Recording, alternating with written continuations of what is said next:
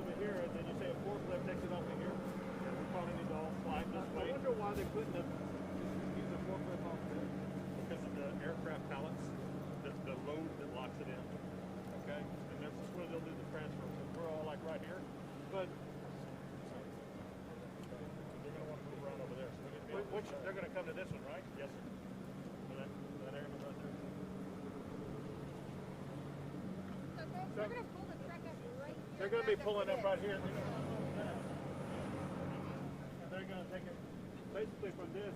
They're going to be going to the Texas National Guard vehicles over there.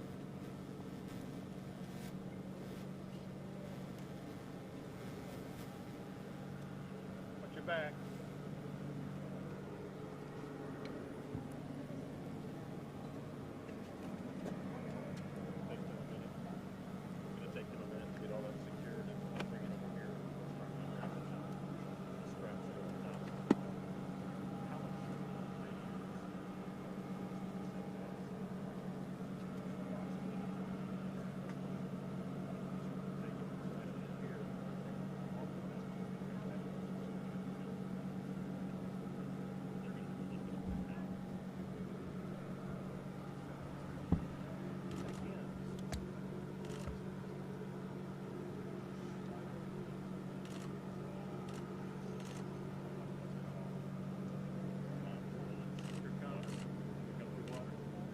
Here comes the water.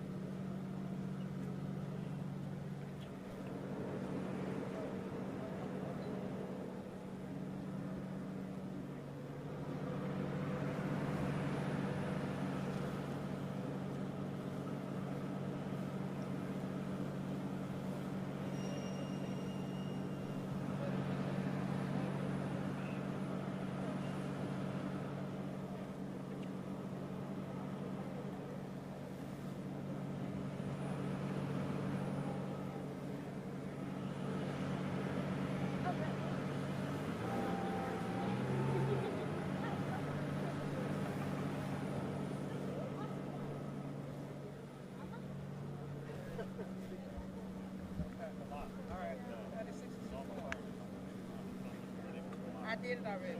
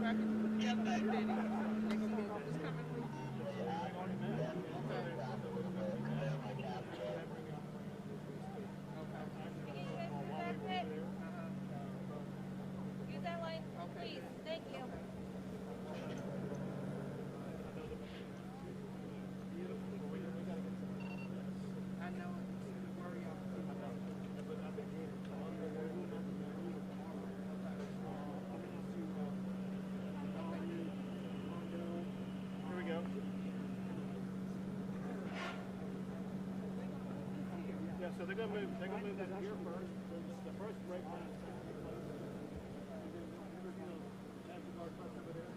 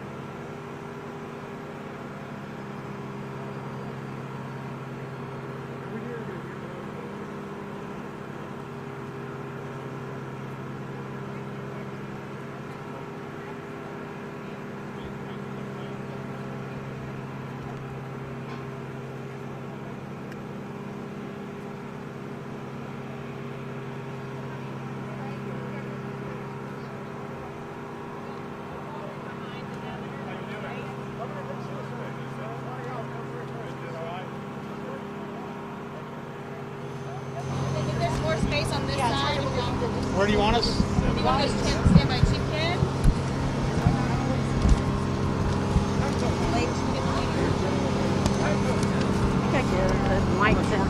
Can you guys hear? Everybody's audio picking up? All right, listen, I want to thank everybody for taking the time to be here. I want to thank Congressman Tony Gonzalez, State Representatives Steve Allison, Liz Campos, and Barbara Gervin-Hawkins, San Antonio City Manager Eric Walsh, and San Antonio Food Bank CEO Eric Cooper. And there are others with us who will be involved in today's presentation. First, I want to address power. The ability for power to be generated in the state of Texas is at full capacity.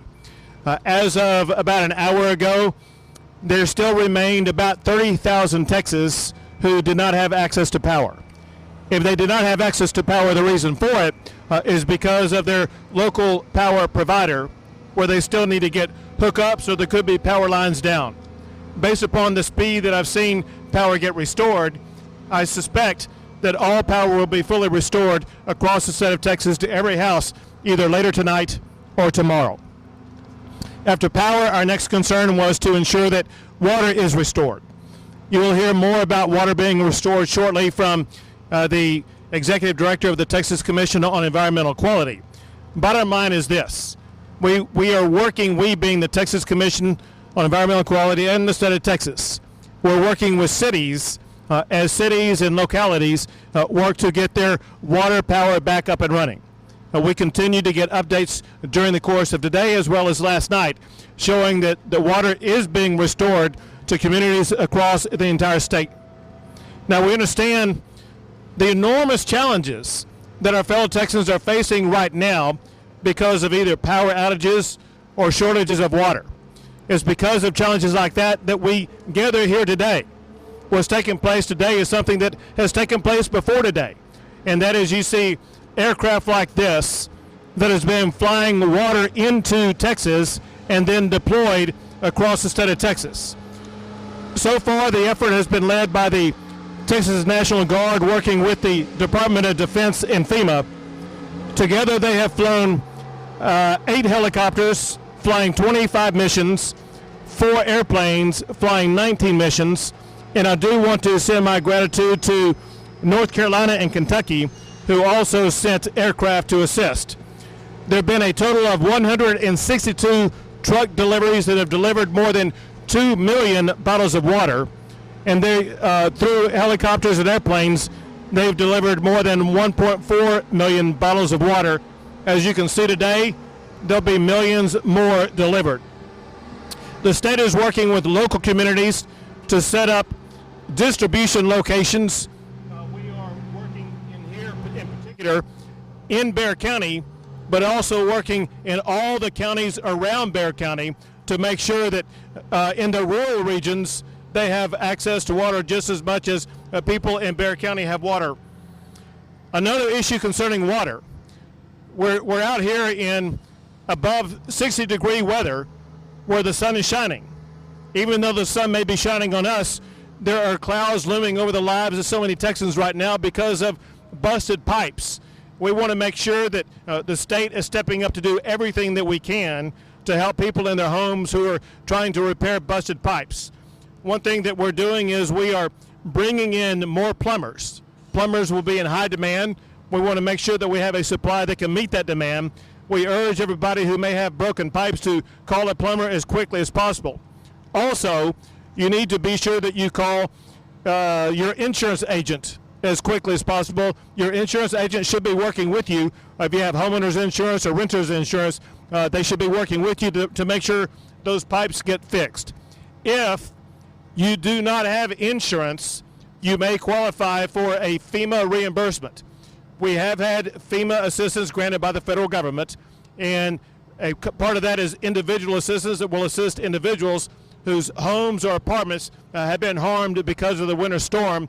If so, you will need to document any type of loss that you have. You'll need to be in contact with your local emergency response coordinator to make sure they have that information so that calculus will be provided to the federal government so you can get a reimbursement.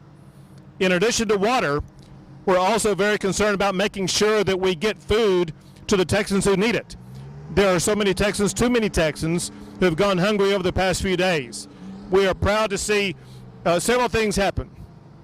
One is there were some grocery store shelves that were empty just a few days ago. One reason they were empty is because their delivery trucks were unable to get to those grocery stores.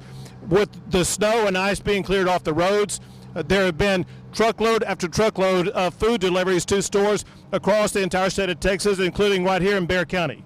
Your grocery store shelves are getting restocked as we speak. To assist that and to speed it up, I have suspended regulations to get more trucks on the road to deliver food and supplies. Also, I suspended regulations to get more kitchens to be able to prepare meals for Texans as long as those kitchens follow Department of State Health Services guidance on food safety. Also, I have requested a USDA disaster declaration to help agriculture producers. And the state is distributing meals ready to eat, blankets, and generators for anybody who needs access to those. Let me mention one last topic, and that is something that is alarming Texans across the state, and that is skyrocketing electric and power bills. Texans who have suffered through days of freezing cold without power should not be subjected to skyrocketing energy bills due to a spike in the energy market. So I held an emergency meeting yesterday with legislative leaders to begin the legislative process to shield Texas families from unreasonable bills. This is something that is being fast-tracked that legislators are working on as we speak at this moment in time right now. We will have meetings this week to get to the bottom of this, but also to provide relief and support to our fellow Texans. One thing that we had during that meeting, it was very productive in the sense that it was a bipartisan meeting, and Senator Royce West in particular pointed out we need to put partisan issues aside, work collaboratively together to deliver solutions for our fellow Texans. Along those lines, as we are speaking, there's a meeting being held by the Texas Public Utilities Commission announcing this relief. The Texas Public Utilities Commission called an emergency meeting today to issue a moratorium on customer disconnections for non-payment. They are also going to restrict electric providers from sending customer invoices at this time. And this pause will give them time to address the electric and power billing challenges that Texans are seeing. With that, I will pass things over to Chief Nim Kidd, the Chief of the Texas Division of Emergency Management. Thank you, Governor. And first, I want to thank the City of San Antonio, the City Manager Eric Walsh here, and all of the teams that he has brought together to help distribute water across the city and across the region. I'd like to thank also our Department of Defense partners and the Texas Military Department. The work that's been going on here around the clock has been phenomenal. We will continue to bring safe drinking water into homes for as long as it takes. I also want to thank our FEMA partners. So far, just under 90,000 residents have called FEMA at 1-800-621-FEMA or gone online to disasterassistance.gov and registered with FEMA. I've had many conversations with the FEMA regional administrator, and we are actively working to add additional counties for individual assistance as those damage assessments come in. Governor, we'll turn it over to General Norris now. General. Yes, sir. A couple of things, General. Sorry, I called you General. Governor Abbott mentioned already about the aircraft. We're adding 4 additional C-130s starting tomorrow from the active Air Force, and that additional C-130 will be coming out of North Carolina, and the C-12 will be coming out of Kentucky. And they will be here tomorrow, and they'll be into the rotation. Some of the cities that we've already been delivering to is Abilene, Austin, Beaumont, LaGrange, Nacogdoches, Corpus, Del Rio, Ellington, Galveston, Laredo, Longview, McAllen, San Antonio, Tyler, and even more. Also, we have from yesterday, we were at over 3,200 soldier and airmen, Texas National Guard. Today, we had additional 500 come in overnight. So, sir, we have over 3,700 Army and Air National Guardsmen out with over 265 transportation assets that are located in the 6 districts with Department of Emergency Management, and we're taking our orders from TDM of where they need to go. Thank you, General, and we thank all those National Guard for their service and what they're doing. For you all to know, those brown trucks over in that direction, the water will be sent to those brown trucks. There's some helicopters down there that are Texas National Guard helicopters. They will be airlifting some of the water to the locations that the water will reach. Now for the Executive Director of the Texas Division of Environmental Quality.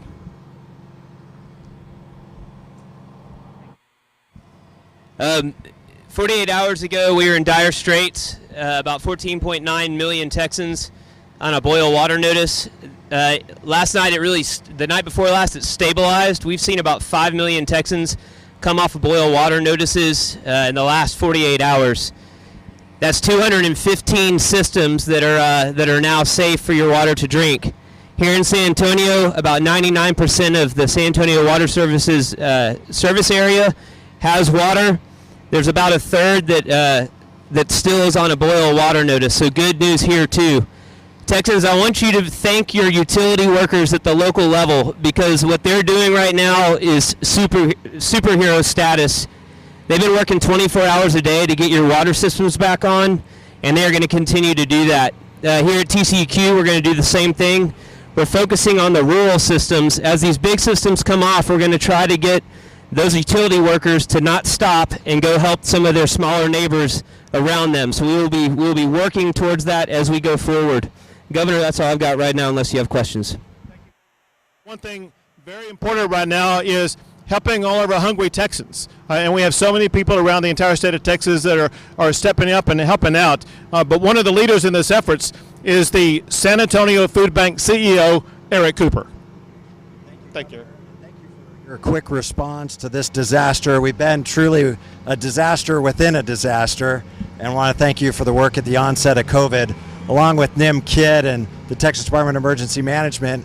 Food banks throughout the state have been responding to the pandemic and this recent storm. For us here in San Antonio, the most heartbreaking experience for me was getting a call from a family who the husband and wife had tested positive for COVID, were quarantined, trying to keep their kids from getting the virus when their power and their water were shut off.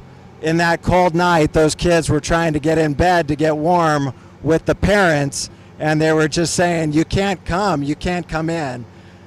This disaster this week has been tough. Many residents throughout our city desperate. We pivoted to hot meals just because so many families couldn't even prepare their food had they had the groceries. All food banks are in need desperately of food and water at this time. Thank you for supporting Feeding Texas. FeedingTexas.org is the best way to get support to your local food bank in your community throughout the state.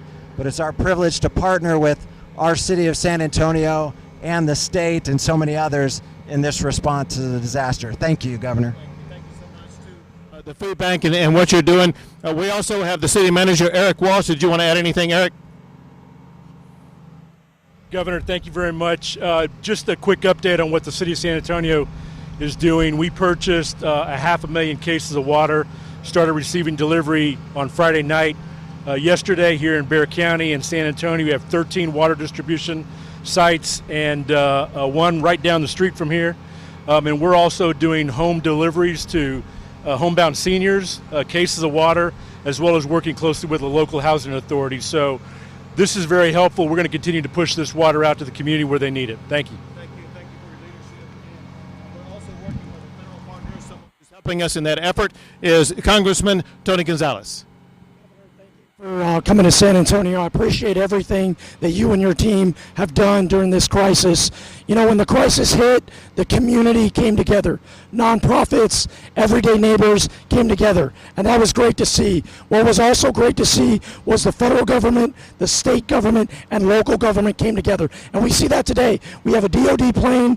We have the Texas National Guard that's getting distributed amongst the community. That's what we need. I look forward, the Texas delegation, congressional delegation, looks forward to working with President Biden to make sure that all 254 counties of Texas are represented. I'll also highlight this. We're at Kelly Air Force Base. Kelly was shut down years ago. It is great to see Kelly Air Force Base lead this effort. Today, we're delivering water. Hopefully, tomorrow, we'll deliver vaccines. Take some questions. Do we have a microphone so I'll be able to hear? We'll take questions.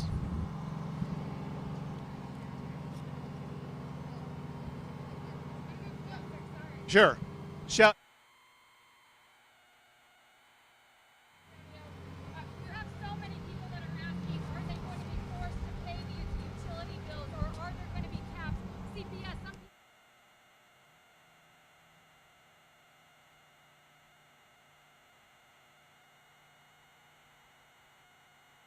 So the issue about utility bills and the skyrocketing prices that so many homeowners and renters are facing is the top priority for the Texas legislature right now.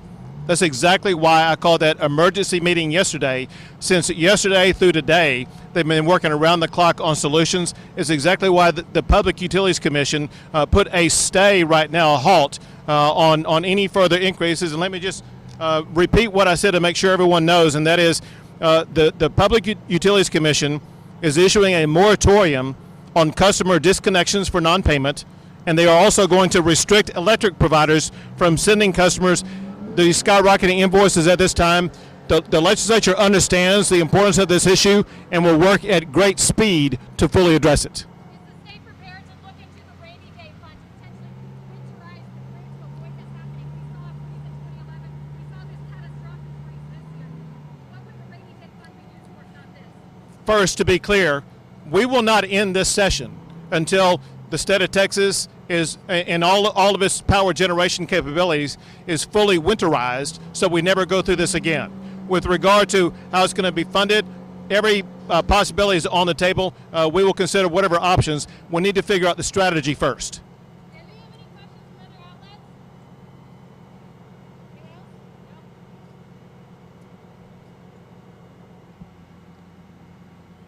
Hello, Governor John Recorder with KVUE News. Yeah, it was shout to me. There we go. What's your position on renewable energy at this moment? I know you had mentioned some comments earlier in the week with wind turbines and green energy. Where do we move forward now as a state after this? So listen, as it concerns sources of energy, Texas has been and always will be in what's called the all of the above category.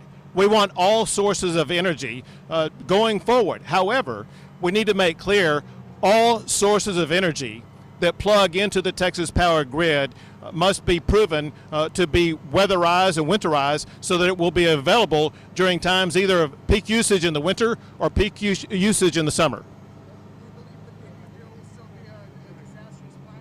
So if the Green New Deal were to eliminate Texas's access and use of fossil fuel, that would be very, very challenging for the state of Texas. We need access to natural gas, we need access to oil, we need access to nuclear, we need access to all sources of energy, and Texas has been a national leader in all of the above, including wind energy. We must remain that way. However, we must ensure that it's going to be usable and plug into the Texas grid during the most times when it's needed the most. Do you have questions? Do you have another outlet? Question over here. Oh, yes. Jerry Beediger with the San Antonio Report.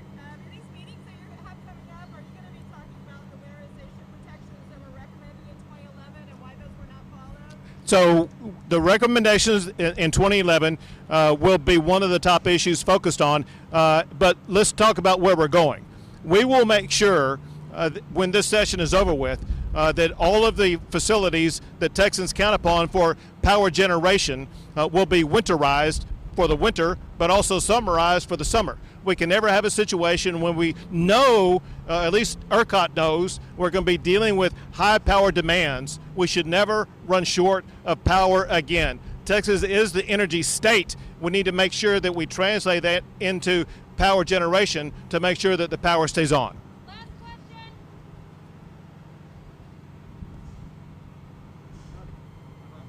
Yeah, speak a little bit louder. Inside News. What are the lessons learned, would you say, that need to be revisited that ensure something as catastrophic as this doesn't happen in this state? Sure. So several things have been learned already. One is that Texas as a state must step up and ensure that all of our power generation is winterized. And that includes every power source that plugs into the Texas grid.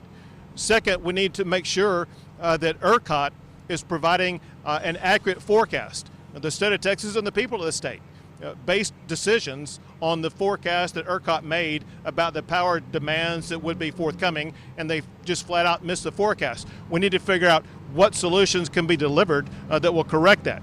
Then also, we want to make sure we deliver solutions immediately for the skyrocketing power and electricity bills that consumers are facing right now.